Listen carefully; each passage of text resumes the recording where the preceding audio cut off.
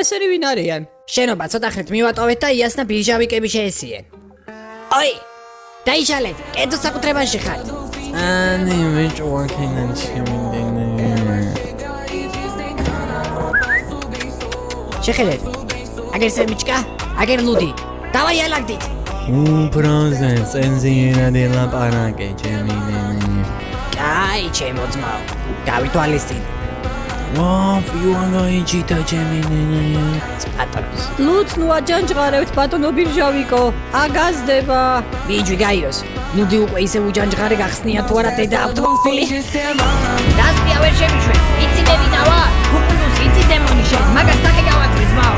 ჩემი გამოცდილებით გეუბნებით რომ ეშმაკი მარცხენა მხარზე კი არა ჯოჯოხეთ ჩიზის და უზარმაზარ მუხის მაგიდასთან პაპას გაყვირის.